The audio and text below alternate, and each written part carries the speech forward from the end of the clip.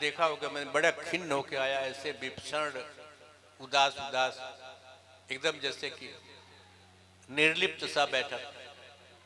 इस यही कारण है कि किसको मैं सुना रहा हूं, कौन मुझे सुनना चाहता है। कोई मुझे, अगर मुझे सुनना चाहते हैं तो इस समय तो सामने टेंट लगा हुआ है महाराज, लोग कहते हैं कि गुरुजी क्या क्या बतियाते हैं।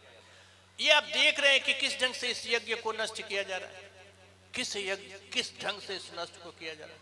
ये सामने बड़े बड़े बोर्ड लगे, अब जाके हुआ, इतनी नीचता, इतनी क्षुद्रता आई है कि भगवान के मंदिर के प्रांगण में चुनाव बाजों के बोर्ड लगे हुए हैं, बड़े बड़े। कभी होता था, प्रमोद जी आपने देखा है? अरे भगवान के मंदिर प्रांगण में जहां जगदम्बा जी के, हनुमान जी के, राम लला के सारे वैभव को, सारे उनकी दिव्यता को, सारे प्रभाव को नष्ट करते हुए साधारण लोगों के बड़े बड़े पोस्टर, धन से जिन्होंने मंदिरों को खरीद लिया, मंदिर के श्रृंगार को, मंदिर की शोभा को, मंदिर के कुछ भी कहीं लगा दोगे, कुछ भी कहीं लगा दोगे और सब देखते रहेंगे, सब अपने में लीन है। हम काहे को बोले जाए, हमसे रिसिया जाए तो उठवे नदी। तो फिर आपको क्या समझते हैं, आपको लगेगा ये? अरे महाराज, जो जिन लोगों ने लगाया है, जिन लोगों ने लगवाया है, वो इतने, अब क्या मैं कहूं, कृपण है, अवहेलना के योग्य है, दीन है, इस कदर ना समझ है कि उन्हें ज्ञान ही नहीं है कि मैं क्या कर रहा हूं। कल जो श्लोक सुनाया 10वें अध्याय श्रीमद् भागवत महापुराण का, आयुर, उसमें भी आयु शब्द है कि आयु नष्ट हो जाता है, धर्म नष्ट हो जाता, आयु श्रियम यशो धर्म लोकानाशिषेव च हंत श्रेयांश सर्वाणी पुंस्ते महदतिक्रम। शास्त्रों के वचनों का, शास्त्रों के वचनों को बचाने वाले वास्तविक महापुरुषों के वचनों की जो अवहेलना करते हैं, अनादर करते हैं, भगवान की अवहेलना करते हैं, शास्त्रों की अवहेलना करते हैं, मंदिरों की अवहेलना करते हैं, भगवान की प्रतिमाओं की अवहेलना करते हैं, यज्ञ की अवहेलना करते हैं, उनके लिए कहा गया है कि आयु नष्ट हो जाती है। कितनों की आयु नष्ट हो गई इस यज्ञ को नष्ट करने वाले। आयु, श्रियम, शोभा नष्ट हो जाएगी, श्री कांति नष्ट हो जाएगी, घर परिवार का सुख चैन, यही ना शोभा है बाबू, सुख चैन नष्ट हो जाएगा। आयु श्रियम यशो धर्म, यश माने यश में सब मान सम्मान हैसियत का जो भी समाज में आपकी प्रतिष्ठा है वो सब नष्ट हो जाएगा, धर्म नष्ट हो जाएगा, और धर्म नष्ट हो जाएगा तो कुछ बचेगा नहीं। अरे सीधे आप धर्म पर आघात कर रहे हैं, भगवान के मंदिर की शोभा नष्ट कर रहे हैं। भगवान के मंदिर, जगदम्बा जो है सर्व महिमामयी, त्रिगुणमयी, सारी धरती को, सारे विश्व को धारण को करने वाली जगदम्बा तत्व है, भगवान श्री राम है, भगवान हनुमान, रुद्रावतार भगवान हनुमान, उनकी महिमा को नष्ट करके उनके मूड़ी पर आप बैठ जाते हैं, मूड़ी पर अपना फोटो लगाते हैं। महाराज कुछ बचेगा? पिछले 23 सालों में क्या क्या हुआ आप लोगों को दिखाई नहीं देता? मैं मुंह से कहूं, भी माइक पर कहूं तभी समझ में आएगा। जिन लोगों ने यज्ञ को नष्ट करने की चेष्टा की, तुम समझते हो कहां कुछ होता, ठीक है दबा। अरे महाराज मैं कहूं, बात घूम गई। अनरण्य करके राम जी के एक पूर्वज थे, रघुवंश में एक बहुत बड़े राजा हुए, उनका नाम था अनरण्य। उनके समय में भी कई पीढ़ी, राम जी से बहुत पीढ़ी, बाबा के परबाबा राम जी, उनके समय भी रावण था, ब्राह्मण था, महातपस्वी था, महर्षि विश्रवा की संतान था, महर्षि पुलस्त्य का पोता था, और साक्षात हिरण्यगर्भ ब्रह्मा जी का परपोता था रावण। सामान्य मनुष्य नहीं था, सामान्य ब्राह्मण नहीं था महाराज। और जब ये सब किया महाराज तो तुरंत मर गया क्या? अनरण्य राम जी के बाबा को मारा था, किसने? रावण ने। तो अनरण्य ने श्राप दिया था, जाओ ब्राह्मण, एक दिन मेरे वंश का क्षत्रिय ही, रघुवंश कुलोद्भव रघुवंशी ही तुम्हें मारेगा। तो क्या तत्काल मार दिया राम जी ने पैदा होकर? समय लगा। एक वैदिकी करके या सत्यवती करके, ऐसे सत्यवती संभवतः नाम था, एक ऋषि कन्या थी और अरण्य में तपस्या कर रही थी। भगवती लक्ष्मी जी को प्राप्त करने की, उनको सिद्ध करने की, विश्व तत्व को सिद्ध करने की तपस्या कर रहे थे। और रावण उधर से गुजरा, उनके रूप पर, उनके अपूर्व ब्राह्मण तेज से प्रभावित होकर और केश पकड़कर और उनके साथ अनाचार करना चाहे। योग बल से, योग सामर्थ्य से तत्काल सत्यवती संभवतः नाम था या सात्विकी, ऐसे कुछ नाम था, और उन्होंने अपने प्राणों को खींच लिया, शरीर निष्प्राण हो गया और जाते जाते श्राप दे गई, तुमने मुझे छुआ तो छुआ, इस तपस्विनी ब्राह्मणी का स्पर्श तुमने किया इस कुभाव से, जाओ जब भी किसी भी स्त्री का इस भाव से, दुर्भाव से स्पर्श करने की चेष्टा करोगे तत्काल जल जाओगे। आप जानते हैं सीता जी का इसीलिए स्पर्श नहीं किया रावण। रावण जानता था कि जिस दिन सीता जी का एक, देखो उठा के लिया तो अलग बात, लेकिन दुर्भाव से अगर स्पर्श करता तो तत्काल जल के भस्म हो जाता। तो तुरंत उस देवी ने श्राप दिया। मैं श्राप नहीं दे रहा हूं, मैं जीवन के नियम बता रहा हूं। रंभा थी, रंभा के बारे में सब जानते होंगे। प्रमोद जी मत मोबाइल देखिए, ये क्या अनाचार करते हैं, ये भी अपमान है। आपको इतना नहीं समझोगे, बाल पक गए, बूढ़े हो गए। तो रंभा रावण का सौतेला भाई था कुबेर। कुबेर का पुत्र था नलकूबर। नलकूबर मणिग्रीव की कथा, जो यमलार्जुन बने थे, अर्जुन के वृक्ष के जोड़े बने थे, उनकी कथा मैंने कभी कभी यहाँ खेली भी गई है। तो नलकूबर की वागदत्ता थी रंभा, रंभा से उसका संबंध होने वाला था। और जब अलकापुरी में रावण गया, और रात्रि के समय, ठीक यही जाड़े के दिन थे, और इसी समय लगभग 7-8 बजे, और रंभा को देखा तो रंभा के अपूर्व सौंदर्य से आक्रांत होकर उसके साथ विहार करना चाहा। रंभा ने कहा कि महाराज क्या करते हो, मैं तुम्हारे भाई कुबेर कि एक प्रकार से वागदत्ता पुत्र वधू के समान हूं, और मेरे साथ अनाचार करते। रंभा के साथ अनाचार कर लिया रावण ने।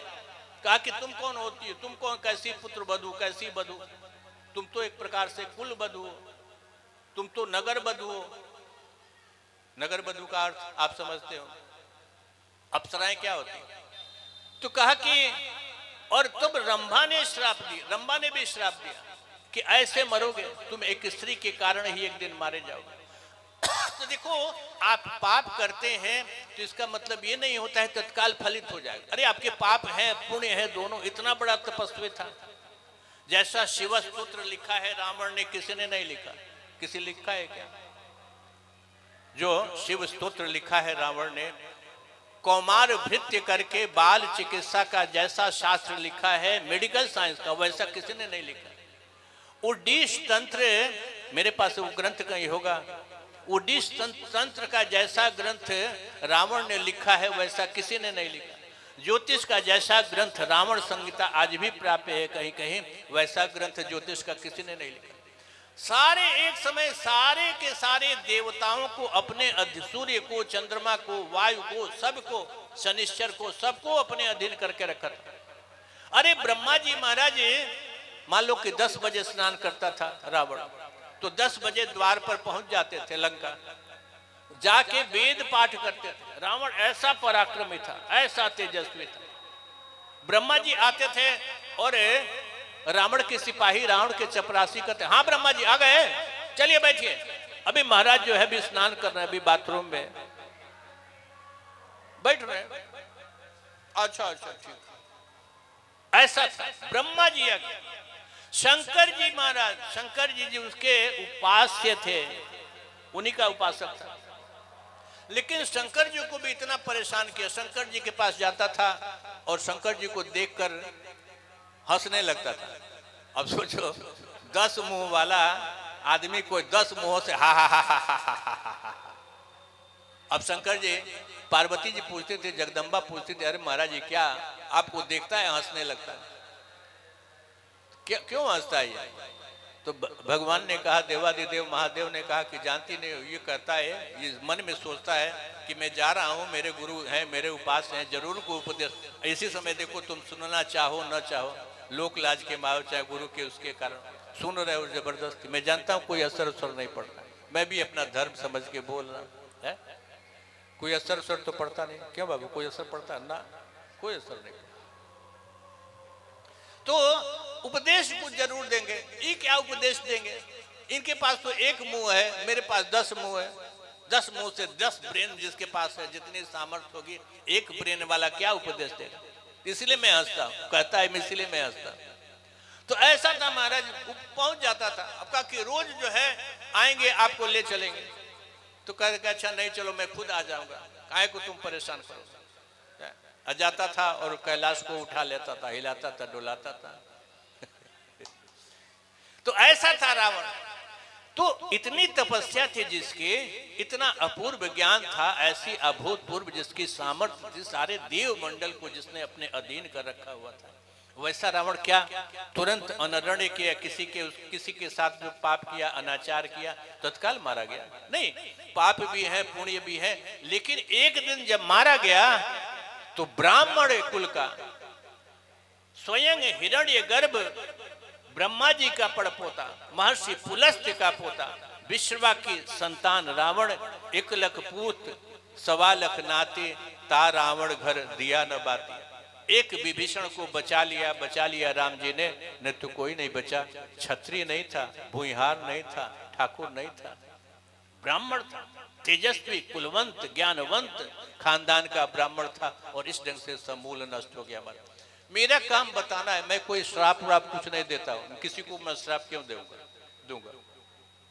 मैं केवल आपको बता रहा हूं कि अनाचार करेंगे, ये इस यज्ञ के साथ अनाचार करेंगे, किसी भी मंदिर के साथ अनाचार करेंगे, कोई भी अनाचार करे। औरंगजेब ने अनाचार किया तो आज उसकी दुर्गति हो रही है कि नहीं? अभी तो आने वाले समय ये पीढ़ियां देखेंगी औरंगजेबों के साथ क्या क्या दुर्गति। अभी तो दुर्गति प्रारंभ हुई है जी, आने वाले समय देखेंगे। औरंगजेब ने 1669 अप्रैल के महीने में जो शासनादेश जारी किया था, काशी के मंदिर को, काशी के बाबा विश्वनाथ के मंदिर को ध्वस्त करने का, और मथुरा के मंदिर को, शासनादेश अभी भी है। और उसने मथुरा वृंदावन दोनों के नाम भी बदल दिए थे। अभी 150-200 साल पहले तक रिकॉर्डों में वो नाम आता था इस्लामाबाद, मोमिनाबाद। वृंदावन का नाम था मोमिनाबाद, नाम बदल दिया था। संसार समाज ने स्वीकार नहीं किया। आप जो है कलंकी है कि सलेमपुर का नाम अभी भी स्वीकार किया हुआ है। सलेमपुर का नाम, ये सलेमपुर थोड़े है, या तो इचौना बाजार होगा या किशोरगंज होगा। पूर्व चेयरमैन यहाँ बैठे हुए, इनसे पूछो। लेकिन नाम अंग्रेजों ने क्या डाल दिया? 3 किलोमीटर पर जो गांव है, एक राजा, हमारा राजा जो मझौली का राजा बोधमल जो हुआ करता था, और जिसने जाकर और भय के कारण, औरंगजेब के भय के कारण, और धर्म बदल दिया, इस्लाम कबूल कर लिया, उसका नाम हो गया सलीम खान। और आया और रानी ने कबूल नहीं किया, भाटपार में जाकर रहे, उसका नाम पड़ा भाटपार रानी। आप लोग कथा जानते हैं ना? तो उस गांव का नाम, जिसको गांव है, उसका नाम कस्बा हुआ, सलीमपुर कस्बा हुआ। अंग्रेजों ने जब ये जंक्शन का नामकरण करना हुआ तो हमारे आपके माथे पर कलंक लगाने के लिए इसका नाम सलीमपुर रख दिया, सलीम के नाम पर। ये तो किशोरगंज या इचौना, या तो इचौना बाजार होगा या किशोरगंज होगा। तो हम आप ऐसे ही झेलते रहे, इसीलिए सैकड़ों हजारों साल से इसी ढंग से दलित होते रहे हैं, कुछ कहते ही नहीं है। ठीक बात, हमें ये कुछ बनेंगे, हमें बोलो। अग्रगण्य होना चाहेंगे, गणमान्य होना चाहेंगे, और इतनी सामर्थ्य नहीं है कि चारों ओर जो अनाचार हो रहा है यज्ञ के साथ, मंदिरों के साथ, उसको रोकने का, उसको प्रतिकार करने का जरा सा प्रयास करें। बोले भगवान श्याम सुंदर के